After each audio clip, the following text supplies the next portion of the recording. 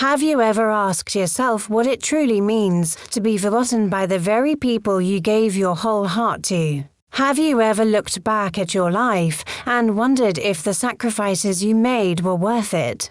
I am 70 years old now, and sometimes when I sit alone, those questions echo in my mind like church bells on a quiet Sunday morning. But before I go deeper into my story, I want to pause for a moment and thank you. Thank you for giving me your time, your ears, and even a piece of your heart to listen to an old woman like me. Knowing that you are here, listening, makes me believe that my voice still matters. I hope that as I pour out my life, you will not only hear my pain, but also find courage for your own journey. And above all, I hope my story reminds you never to allow anyone to silence your worth. No matter the storms you face. My name is Margaret Nansubuga, born and raised in Uganda. I am a Catholic woman, and all my life I have held on to my faith as my only shield. Life in Uganda, especially for women of my generation, was never simple. We were raised to serve, to endure, to sacrifice, and to carry more than our fragile shoulders were ever meant to bear. I married young, at the age of 21, to a man named Joseph Cato. Back then, Joseph was everything a girl could hope for. He was tall, with a kind smile, and he sang in the church choir. My family believed I was lucky to have him. I believed it too. When we married, we had nothing but hope. Our home was a small mud house, our furniture no more than a wooden bench and a mat to sleep on. We cooked with firewood, fetched water from the borehole, and worked hard on the land just to have food on the table. But even in those humble days, I had dreams. I dreamed that one day Joseph and I would build a real house, that our children would go to school, and that we would look back at our struggles and smile. A year later, God blessed us with a daughter, whom we named Sarah. She was my joy, my little star. But with her birth came new challenges. Joseph's job as a mechanic did not pay enough to provide for us, and every night I would watch him sit in silence, his head bowed in worry. I tried to comfort him, reminding him that God always provides. But as months turned into years, the weight of poverty pressed harder on our shoulders. One evening, Joseph came home with a decision that would change the course of our lives. He told me he had found an opportunity to work in Dubai, where many Ugandans were going to earn money. He said it was the only way to lift us out of poverty, the only way to give Sarah a better future. My heart sank. I had heard stories of men who went abroad and never came back, leaving their families to suffer alone. I begged him to reconsider, but his mind was set. Margaret, he said, holding my hands, I promise you, I will not abandon you. I will work hard, send money, and come back for us. This is for Sarah, this is for our future. I wanted to believe him. I had to believe him. So with tears in my eyes, I watched him board a bus to Entebbe, and from there, a plane to Dubai. That was the last time I saw him for many years. At first, things seemed hopeful. Joseph sent letters, sometimes money. He wrote about how hard he was working and how he missed us terribly. I would read his words aloud to Sarah, who clapped her little hands in joy whenever she heard her father's name. I kept every letter safe, tied together with a red ribbon, as if they were treasures. But then, slowly, the letters stopped. The money stopped. The silence grew heavy, and every day I sat by the road, hoping to see him return. But life became harder than ever. I worked in people's gardens to earn a little food.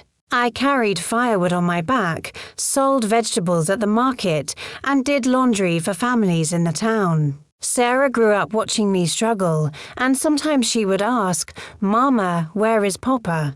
I had no answer. I simply told her, "Your father is working for us. One day he will come," but inside, I wondered if he had forgotten us. If he had chosen another life somewhere far away, despite the pain. I never gave up on Sarah. I made sure she went to school, even if it meant skipping meals. I sewed clothes at night, sold bananas in the market, and even borrowed money to buy her books. She was bright, and I knew education would be her key to freedom. When she finished secondary school, I felt like my sacrifices had meaning. When she later married a kind man, I thanked God that at least my daughter would not suffer as I had. Years turned into decades, and Joseph became nothing more than a ghost of the past. I built my life around my faith and my daughter. I would sit in church and pray for him, even though my heart carried both love and bitterness. I prayed that wherever he was, he would remember us, and that God would forgive him for abandoning his family. Then, one afternoon, when I was nearly 60 years old, something happened that shook me to the core. I was sitting in front of my small house in the village, shelling groundnuts, when a figure appeared on the dusty road. My eyes squinted against the sun, and then I froze. It was Joseph. The man I had once loved, the man I had cried for, the man I had buried in my heart. He was standing there, older, greyer, but undeniably him. He looked fragile, as if life had worn him down. His eyes met mine, and before I could say anything, he dropped his bag and fell to his knees. "Margaret," he whispered, his voice trembling. "Forgive me." My heart pounded. I wanted to scream at him, to demand answers for the years of pain. But instead, I stood there in silence, tears streaming down my face. He reached for my hands, and I let him. "I was a fool," he said. "I left you when you needed me most. I thought I would come back rich, but life took me in a different direction. I wronged you, and I wronged our daughter. Please let me spend whatever years I have left making it right." I should have pushed him away. I should have told him that he no longer had a place in my life. But the truth is, my heart was tired of anger. I looked at him and saw not the man who abandoned me, but a broken soul desperate for redemption. So I nodded, and I said, "You are welcome back, Joseph." Outwardly, I forgave him. Inwardly, the scars remained. Sarah was shocked when she saw him, but for my sake, she kept her peace. For a brief moment, it felt like our family was whole again. We ate meals together, went to church together, and even laughed together. But deep inside me, a voice whispered that something was not right. Joseph seemed weaker each day. He coughed often, his skin looked pale, and sometimes he would clutch his chest in pain. When I asked what was wrong, he brushed it off, saying it was just old age. Little did I know that beneath his apologies and fragile smile lay secrets I was yet to discover, secrets that would turn my world upside down once again. Asterisk. When Joseph came back into my life, I thought perhaps God had given me one last chance at peace. For weeks, I tried to believe that we could heal old wounds, that the past could be buried beneath forgiveness. But deep in my spirit, I felt an ease, a quiet warning that not all was as it seemed. Joseph was weak, his hands shook when he held a cup. His steps were slow, and at night I could hear him coughing until his chest rattled. I begged him to see a doctor, but he kept saying, "Margaret, I don't need doctors. My time is already in God's hands." His words troubled me. What did he mean by my time? Why did his eyes sometimes look at me as if he was saying goodbye even while he was alive? One evening, as the sun painted the Ugandan sky orange and purple, he asked me to sit with him under the mango tree near our home. He held my hand and said, "I don't deserve your kindness, Margaret. You gave me a daughter, a home, love, and I repaid you with absence. I don't expect you to forget what I did, but I ask you to remember this. I never stopped thinking of you." His voice cracked, and for the first time, I saw tears in his eyes. I wanted to ask him about the years abroad. Where had he been? Why had he abandoned us?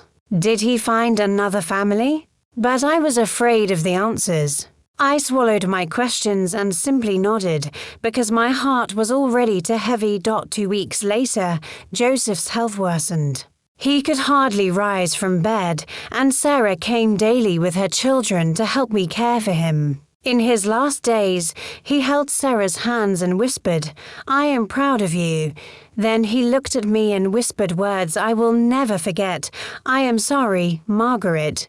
I have left a letter. Please read it when I am gone." The following morning, Joseph breathed his last. His chest rose once, twice, and then stilled forever. I sat by his bedside, clutching his hand, unable to believe that after all these years of waiting, of longing, of bitterness and forgiveness, he had come back only to leave again. The funeral was simple but dignified. Neighbors came, the church choir sang hymns, and Sarah stood by me, holding me up when my knees grew weak. I thought the worst was over, that grief would be my only burden now. But I was wrong. The storm was only beginning.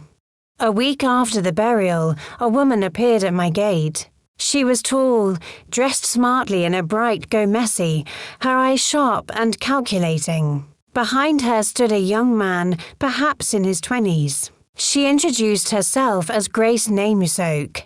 My heart tightened when she said the words, "I was Joseph's wife, his true wife. And this," she gestured to the young man, "is his son." For a moment, I thought I had misheard.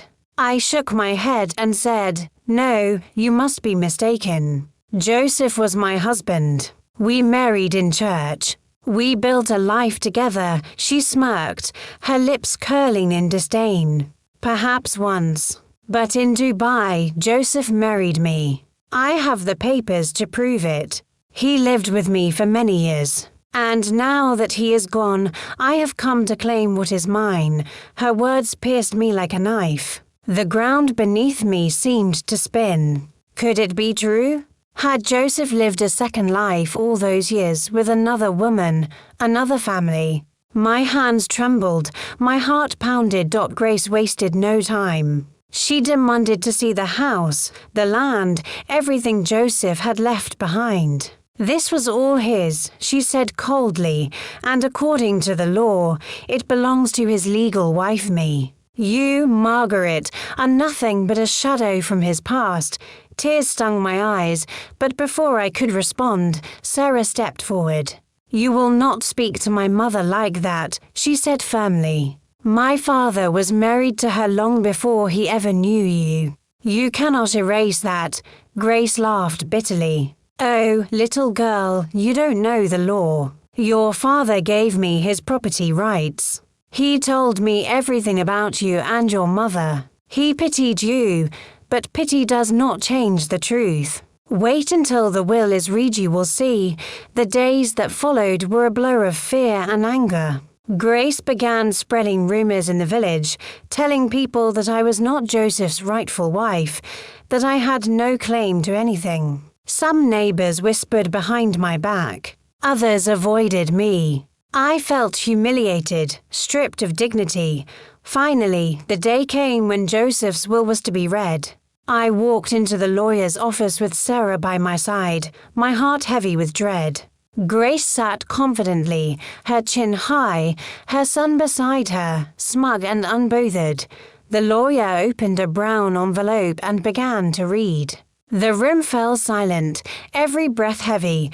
To my wife Margaret Nansubuga, the mother of my first daughter Sarah, the woman who stood by me in my youth. I leave the majority of my estate land, house, and financial savings. I failed her when she needed me, and for many years I carried the guilt of abandoning her. This is my way of making peace, my way of giving her the life I once stole from her. To my daughter Sarah, I leave an additional portion as her inheritance. For she is the child of my first covenant. Grace's confident smile faded as the lawyer continued.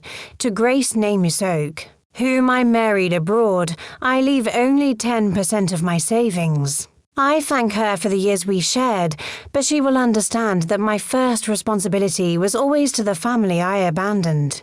May this serve as a reminder that mistakes can never truly be erased, only repented.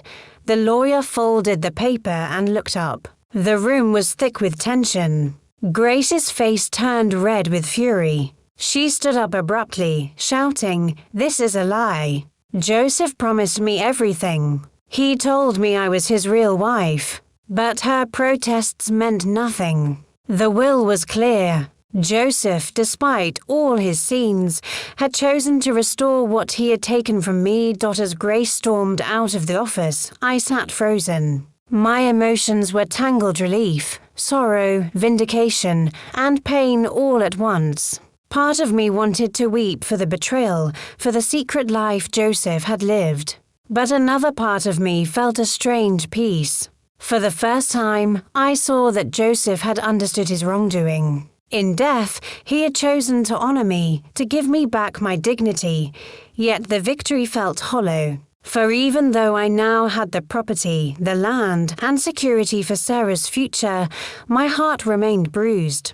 The man I once loved had lived to lives, and I was left to carry the truth. Asterisk when the will was read, my heart should have leapt with relief, but instead, it trembled with an ache that words could hardly carry. Joseph had chosen to honor me at last, to give back what he once stole, but the gift came too late to heal the cracks in my soul. It felt like receiving water in a desert, only after thirst had nearly consumed you. The blessing was real, yes, but so was the pain. I remember walking back from the lawyer's office with Sarah beside me, her hand tight around mine. She looked at me with pride, but also sorrow. "Mama," she whispered, "at least Papa remembered you in the end. At least he tried." Her words sat heavy in my chest. Tried. Yes, he had tried. But how many nights had I cried alone while he built a second life abroad? How many times had I carried the weight of bills, food, and a growing daughter with no help, no comfort, no partner by my side? Forgiveness had come, but the scars remained. In the weeks that followed, Grace fought bitterly. She stormed into my compound, shouting insults, swearing she would challenge the willing court. Her son hurled angry words at me, calling me a thief. I stood at my doorway, trembling inside but refusing to yield. "This land is mine," I told her firmly. "Joseph may have betrayed me, but in the end, he returned what was rightfully mine. Go, Grace, you cannot take from me what God himself has restored." Eventually, the court upheld the will, and Grace disappeared from my life like a storm cloud chased away by the sun. But the echoes of her voice remained, like a reminder of the hidden battles women like me fight in silence. One evening, as the church bells rang in Kampala, I sat outside with Sarah and her little daughter. The child played at our feet, giggling, her joy filling the air. I watched her, and something in my heart softened. For all the losses, for all the betrayals, here was a reason to keep living, to keep hoping. "Grandma," she said suddenly, climbing into my lap, "will you tell me a story?" I smiled, brushing her hair back. "One day, my dear, I will tell you everything. Not just stories of kings and queens, but the truth of our family. You will know that life is not always kind, but strength can grow from the hardest soil." That night, as I prayed, I realized something important. Joseph's betrayal did not define me.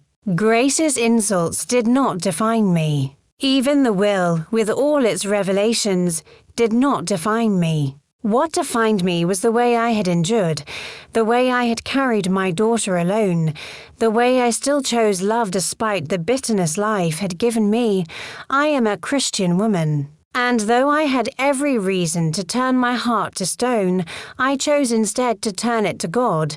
Forgiveness is not forgetting it, is choosing peace over revenge. And peace is what I longed for most in the twilight of my years. Still, I will not lie, there are nights when loneliness presses heavy on my chest. When I lie awake thinking of what could have been if Joseph had been faithful, if he had not hidden a second life from me. I wonder if love is ever truly whole, or if it is always cracked in places we cannot see. But then morning comes, and the sun rises over Uganda, golden and forgiving, and I remind myself I survived. I was not erased. I was not broken beyond repair. Today, the land Joseph once abandoned is mine to tend again. Sarah helps me plant cassava and beans, and her daughter runs barefoot through the fields, laughing, free. When I see them, I know Joseph's final act was not just about money or land, it was about redemption. Maybe he could not undo the past, but he could leave behind something that gave us a future. I often sit with my Bible in the evenings, and one verse always comforts me: weeping may endure for a night, but joy comes in the morning. My nights were long decades of waiting, of betrayal, of grief, but at 70 years old, I finally see a morning. Not perfect, not without shadows, but real. To those listening to my story, I say this: do not allow betrayal to break you. Do not let the cruelty of others define your worth. You are stronger than you think, and your story is still being written, even when you believe it is over. Joseph gave me pain, yes, but he also, in his final hour, gave me justice. And from that justice, I will build peace. This is not just the story of a woman wronged, it is the story of a woman who rose. And I pray, with all my heart, that whoever hears me today will rise to. In the end, I learned that betrayal can wound the heart, but it cannot kill the spirit unless we let it. We may lose people, time, or even trust, but we must never lose ourselves. So hold on to your dignity, guard your peace, and remember, no matter who turns against you, God's justice never fails.